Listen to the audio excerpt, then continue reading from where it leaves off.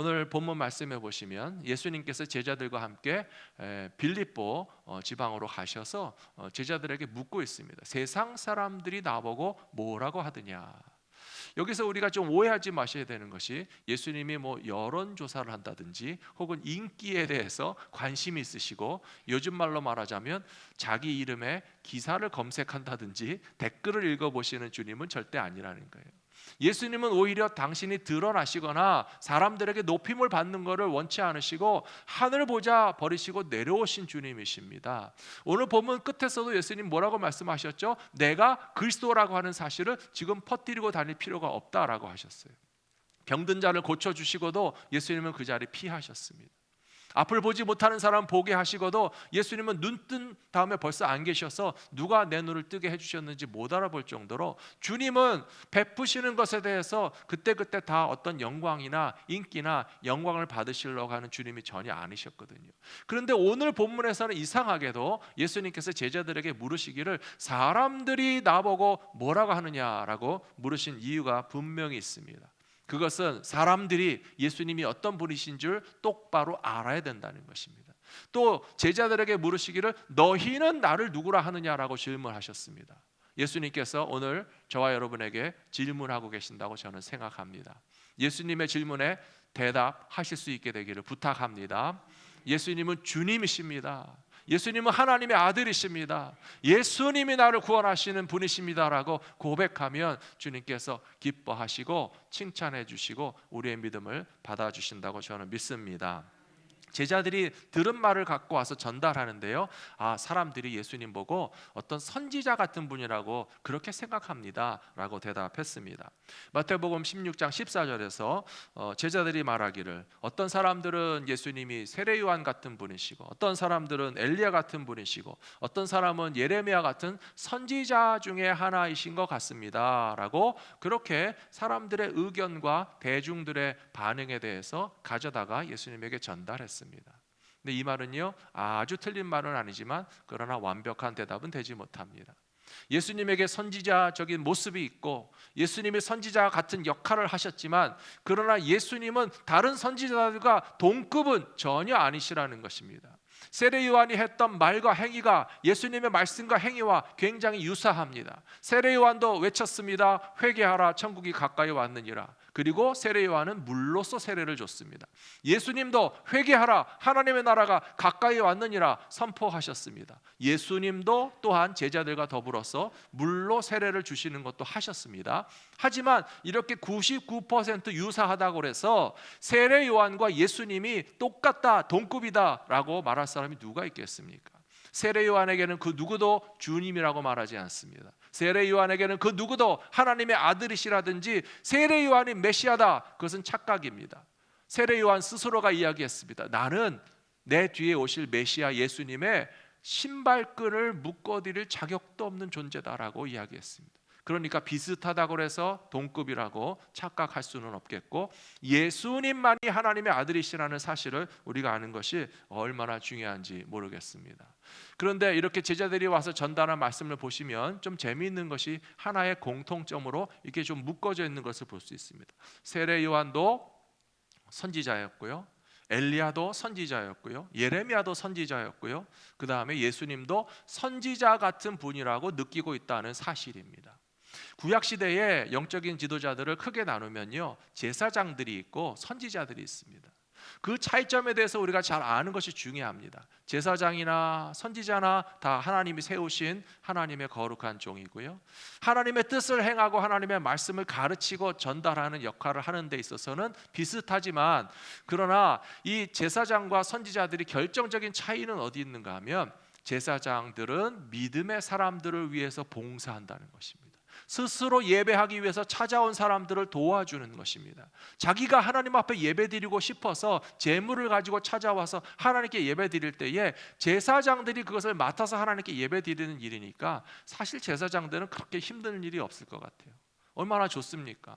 또 그런 제사장으로서 봉사하기 때문에 존경도 받고 고마워하기도 하고 그렇게 정말 어떤 명예적인 것도 있기 때문에 구약시대의 제사장들은 참 그렇게 힘들지는 않았을 것 같아요. 근데 선지자들은요 분명히 다른 차이점이 있습니다. 선지자들이 해야 되는 일은 예배드리지 않는 사람들을 잡아가지고 와야 되는 거예요. 하나님을 섬기지 않고 우상을 섬기는 사람들을 깨우치고 책망도 하고 정신 차리게 만들어야 되는 거예요. 그러니까 별로 인기가 없어요. 회개하라 외쳐야 되고, 우상을 버리라 라고 얘기해야 되고요, 하나님께 돌아오라 라고 얘기해야 되고요, 예배 드리지 않는 백성들에게 하나님께 진정한 예배를 드려야 되지 않겠느냐 라고 외쳐야 되는 것이 선지자이다 보니까 선지자들은 별로 환영을 받지 못했습니다. 엘리야도 얼마나 우상 숭배하는 아합 왕과 싸우느라고 고생이 많았고, 예레미야도 하나님의 백성들이 망해가는 시대에 하나님을 버린 백성과 나라는 망할 수밖에 없다라고 외치니까 매를 맞고 옥에 갇히고 사람들에게 배척을 당하면서 눈물로 자기 사역을 감당할 수밖에 없었던 예레미야 선지자는 선지자의 길이 얼마나 가시밭길이라는 사실을 우리에게 분명히 가르쳐주고 있는데요. 그러나 오늘 제자들이 와서 예수님에 대한 사람들의 의견을 모아놓고 보니까 예수님은 누구 닮았다는 것입니까? 제사장 같은 분이라는 느낌보다는 선지자 같은 분이라고 하는 그런 느낌을 더 많이 주고 있고, 그런데 선지자들이 하는 중요한 역할이 있습니다. 오늘 이 대지 제목이 나와 있죠. 예수님은 선지자들보다 더 비교할 수 없는 선지자이신데 하나님께로 인도하시는 역할을 하신다라고 하는 뜻입니다. 사랑하는 성도 여러분, 예수님을 통해서 하나님을 만나시게 되기를 축복합니다.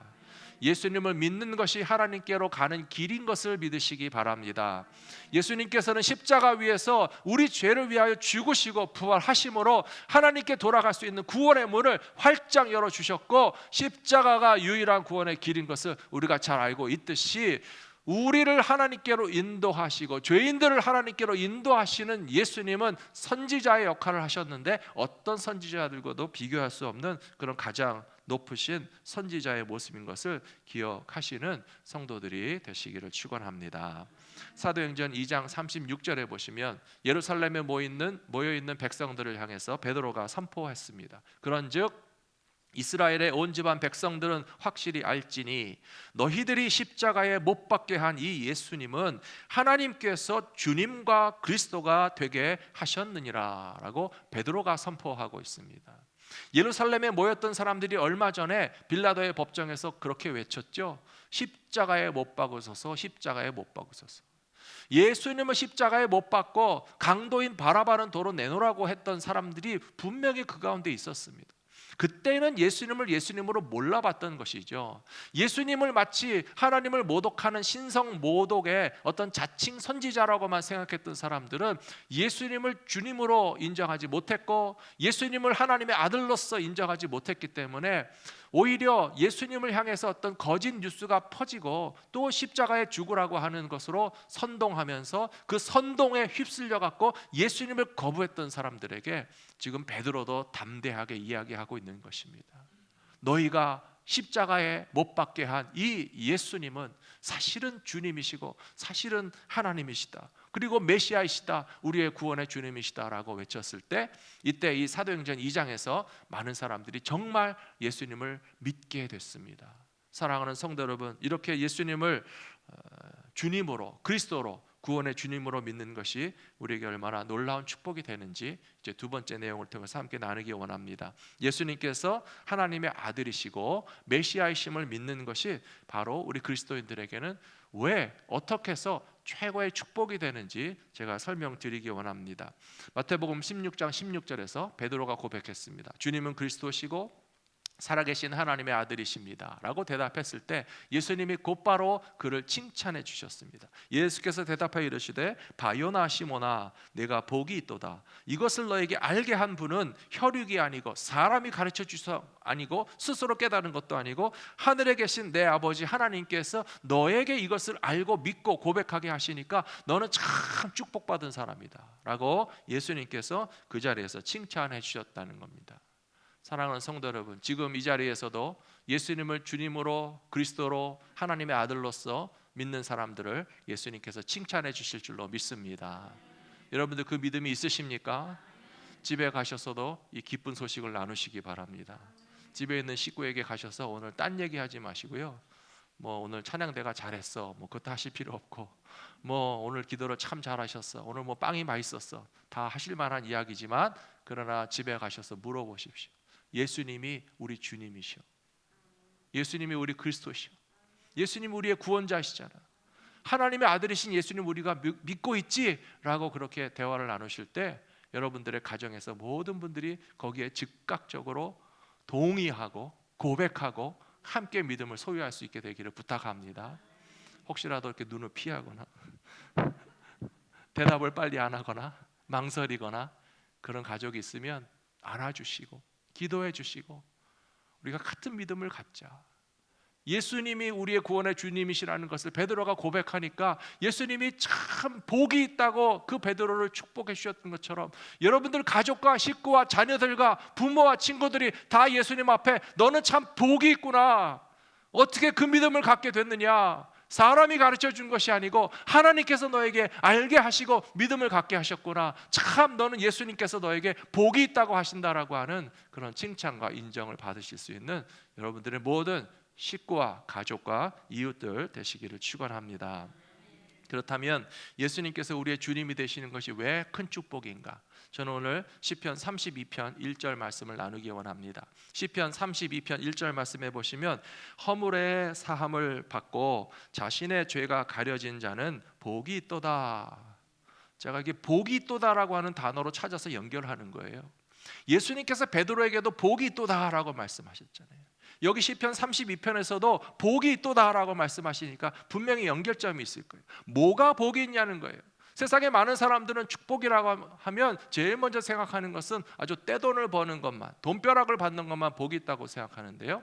영국의 어떤 기관에서 연구를 했는데 세계 많은 나라 사람들 가운데서 로또가 맞은 사람들 중에서 행복한 사람을 본 적이 없다. 저는 그 기사를 보고 왜 그런 연구를 했는지 이해가 안 되더라고요. 연구를 안 해도 알 것 같은데 로또를 맞은 사람이 나중에 보니까 로또를 맞기 전보다 별로 행복한 것을 찾아볼 수가 없다라고 하는 그 기관의 연구를 보면서 참 그런 연구를 하시는 분들도 있구나 하는 생각도 들었지만요, 우리가 연구 안 해도 알잖아요. 또 이렇게 막 헛웃음이 나기도 하잖아요. 근데 더 기가 막힌 건 뭐냐면요, 여전히 우리는 돈벼락을 맞기를 원한다는 거예요. 얼마나 어리석어요. 갑자기 많은 돈을 생기면 결코 그것이 우리를 행복하게 못한다라고 하는 사실을 다 알고 있고 연구에서 결론이 나왔고 우리도 동의하면서도 여전히 우리는 한꺼번에 많은 돈이 생기기를 바라기를 원하는데, 그렇다면 거기에 결론을 내리면 뭐예요? 현재보다 더 불행해지기를 원한다는 뜻이잖아요. 맞나요? 맞습니까? 예, 왜 이렇게 인정을 해주셔야죠. 갑자기 내가 잘한 공로도 없이 그냥 그런 로또와 같은 돈벼락을 맞게 되면 그것이 오히려 우리에게 복이 되는 것이 아니라 화가 되고 불행한 일이 될 가능성이 크다는 것을 느낌으로 알고 있고 연구조사를 해서 가르쳐 주는데도 불구하고 우리는 여전히 갑자기 많은 돈을 받는 것이 행복의 길인 줄로 거꾸로 착각하고 있단 말입니다. 사랑하는 성도 여러분, 무엇이 진정한 우리의 인생의 축복이고 행복의 길인지 분명히 아셔야 되는데요, 시편 32편 1절은 말씀하시기를 복이 있도다. 어떤 사람들이요? 허물의 사함을 받고 자신의 죄가 가려진 자가 복이 있다라고 말씀하고 있습니다. 사랑하는 성도 여러분, 우리 인생의 가장 무거운 짐은 죄의 짐입니다.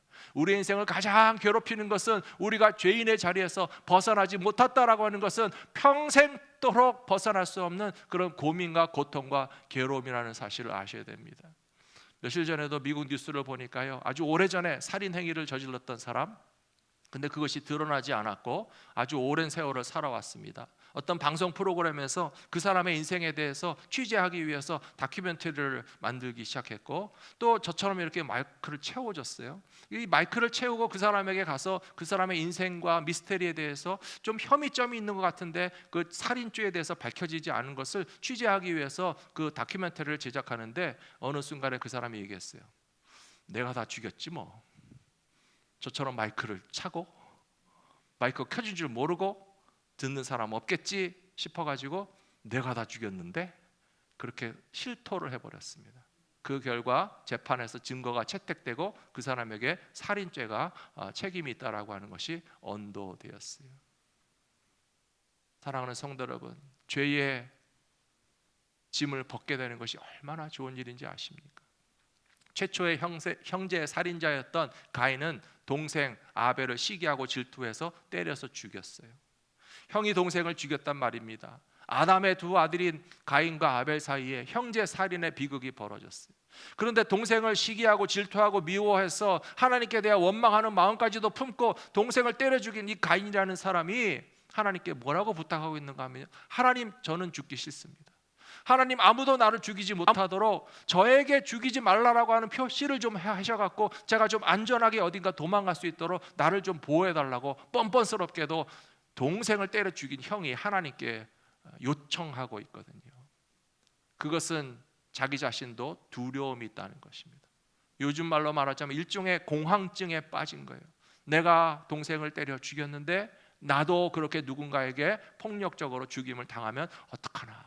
자기의 죄의 짐을 벗지 못하기 때문에 그 두려움과 공포 가운데서 하나님의 얼굴을 피해서 어딘가 멀리 도망가고 싶지만 그 어디까지 도망간다 할지라도 자기의 짐에서부터 죄의 짐에서 자유로워질 수 없기 때문에 그렇게 눌려있는 마음으로 살아가는 이 가인과 같은 인생들에게 예수님께서 구원의 주님이 되셔서 베푸실 수 있는 최고의 축복이 무엇인가 하면 시편 32편 1절 말씀과 같이 허물의 사함을 받고 자신의 죄가 가려지게 된 자는 정말 복이 있지 않느냐 하는 말씀처럼, 예수님을 믿을 때에 우리에게 베풀어 주시는 은혜는 죄의 용서의 은혜인 것을 기억하시면서 주님의 십자가에 감사하며 살아가시는 모든 믿음의 백성들이 되시기를 부탁합니다.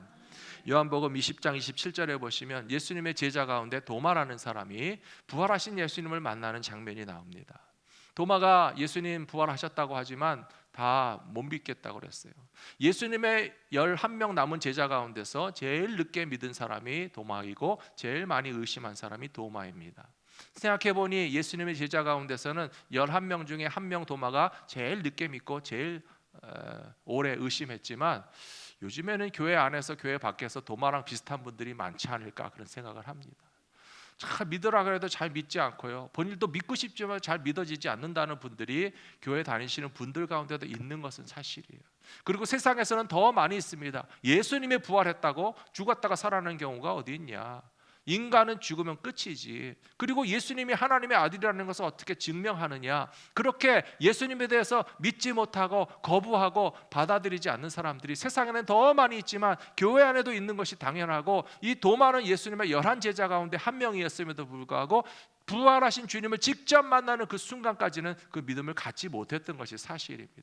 그런데 이 요한복음 20장 27절에서 예수님께서 도마에게 말씀하시기를, 너의 손가락을 이리 내밀어서 나의 못 박힌 손을 좀 보고 너의 손을 내밀어서 창에 찔린 내 옆구리에 한번 넣어 보라. 그리하여 믿음이 없는 자가 되지 말고 믿는 자가 되라. 도마가 대답하여 이르되 나의 주님이시요 나의 하나님이시니이다. 예수께서 이르시되 너는 나를 본고로 믿느냐. 보지 못하고 믿는 자들은 복되도다 하시니라. 사랑하는 성도 여러분, 예수님은 도마를 책망하시는 것이 아닙니다. 도마에게 믿음 있기를 원하시는 줄로 믿으시기 바랍니다. 많은 사람들이 의심하기도 하고 못 믿겠다고도 하지만 정말 예수님의 손에 상처를 만져볼 수 있고 예수님의 옆구리에 창자국을 볼 수만 있다면 우리가 정말 믿음이 정말 생겨나게 될 텐데요, 도마의 고백이 또 정확한 베드로의 신앙 고백과 똑같지 않습니까? 예수님은 나의 주님이시다라고 도마가 고백했습니다. 더 나아가서 이 도마는요, 예수님은 나의 하나님이시다라고 고백하고 있습니다. 이 세상 그 누구에게도 우리는 사람에게 하나님이라고 말하는 법은 없습니다. 우리 부모님이 아무리 우리를 사랑해 주시고 희생해 주셨다 할지라도 자기 부모에게 하나님이라고 말하는 자식은 아무도 없습니다.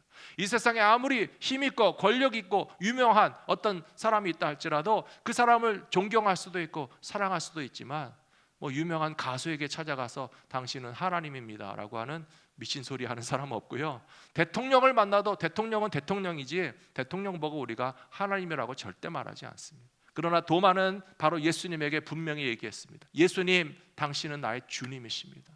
예수님, 당신은 정말 하나님의 아들이시기 때문에 죽음 권세 이기시고 부활하신 예수님을 내 눈앞에서 보니까 정말 하나님과 똑같은 분이라고 하는 사실을 인정하지 않을 수 없습니다 라고 하는 이 고백을 도마가 했던 것처럼 예수님은 저와 여러분에게 말씀하십니다. 좋다, 잘했다, 바로 그거다. 믿음 없는 자가 되지 말고 믿음 있는 자가 되라. 저와 여러분에게 주시는 말씀이라고 믿고요. 이런 믿음을 가진 것이 얼마나 귀한 것인지 더욱 기억하며 살아가시는 성도님들 되시기를 부탁합니다. 마지막으로 지상의 교회가 참된 신앙 고백에 기초할 때에 영원히 흔들리지 않는 든든함이 있다는 사실을 오늘 마태복음 16장에서 우리에게 가르쳐 주시고 있습니다. 마태복음 16장 18절에 보시면 또 내가 내게 이르노니 너는 베드로다. 베드로의 본명은요 시몬이었어요. 사이몬. 이 시몬인데요, 이 시몬이라고 하는 베드로의 아버지 이름은 요나 혹은 요한이었어요.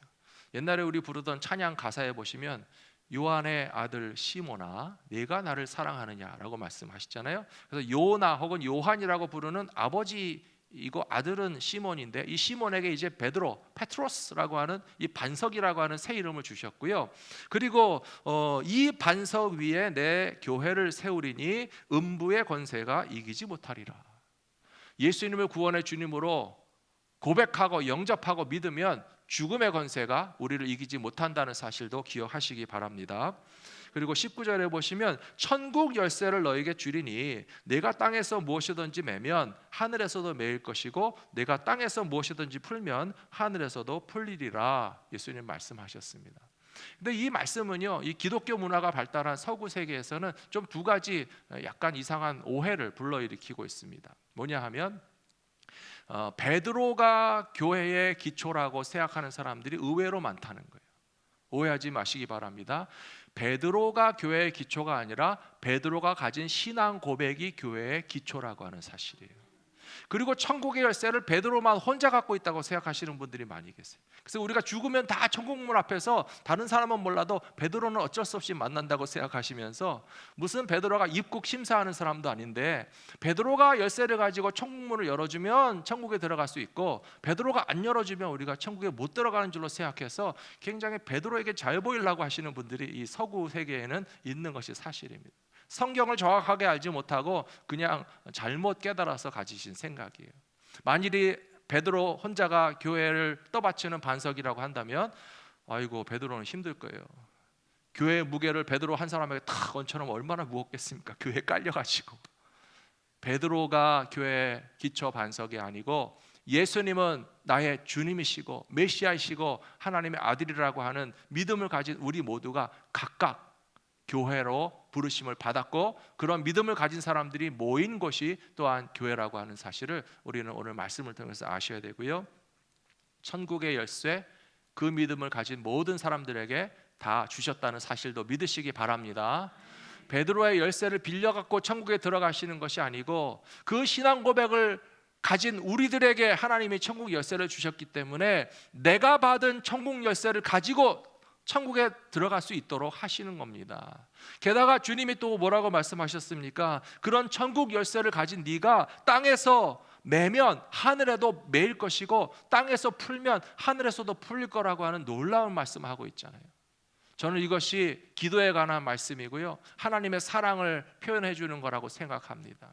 우리가 자식들에게 자동차 키도 줄 수 있어요. 집 열쇠도 있어요. 혹은 금고 번호도 알려줄 수가 있으실 거예요.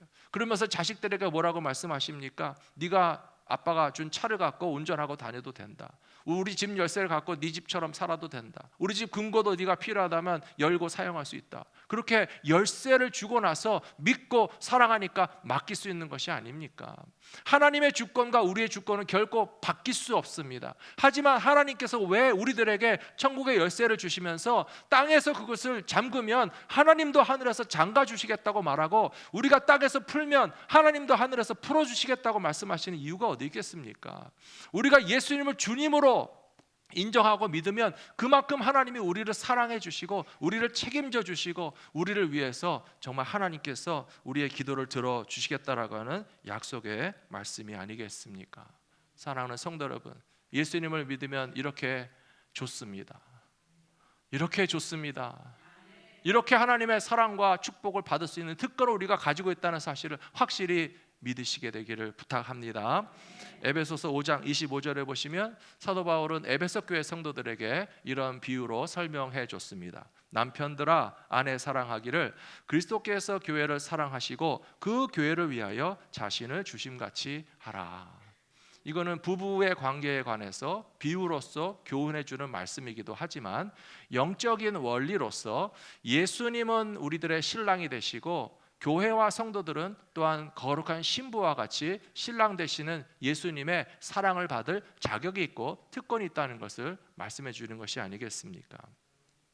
세상에 많은 사람들은요, 남의 것을 보면서 부러워합니다. 한국에서 흔히 자주 하는 말이 엄마 친구 아들, 엄마 친구 딸 얘기를 많이 하잖아요. 그걸 세 글자로 줄이면 엄친 아가 되고 엄친 딸이 되는데요.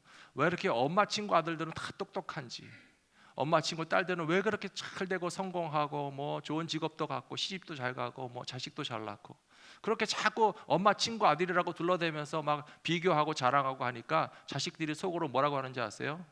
그렇게 좀 엄마 아빠도 바꾸든지, 우리도 엄마 아빠가 좀 다른 엄마 아빠가 더 좋아 보일 때가 있어. 그럴 때가 있어요. 또 신랑과 부인도 마찬가지예요. 좀 남의 남편은 더 친절한 것 같고, 남의 남편은 더 정말 이렇게 가정에 충실한 것 같고, 남의 아내는 더 정말 사랑스럽고 더 좋은 것 같아 보여서 괜히 남의 신랑과 남의 아내를 부러워하시는 분들에게 또 늘 하시는 말씀이 있어요. 그러면 좀 살아보든지, 그런 말들을 하잖아요. 사람은요, 우리에게 실망을 가져다 줍니다. 사람에게는 만족할 수 없어요.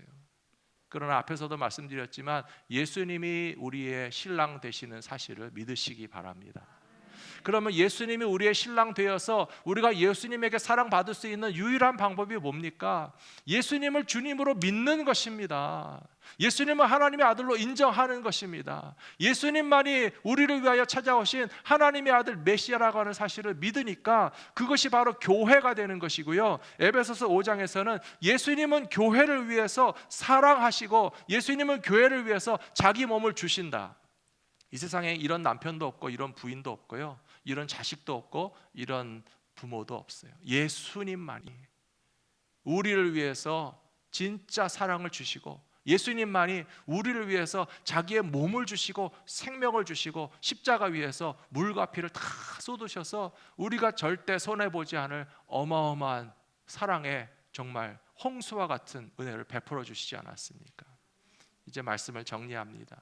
바로 그 예수님을 믿는 믿음이 단 한 분도 흔들림이 없이 나의 믿음으로 소유하고 살아가실 수 있는 거룩한 주의 백성들 다 되시기를 축원합니다.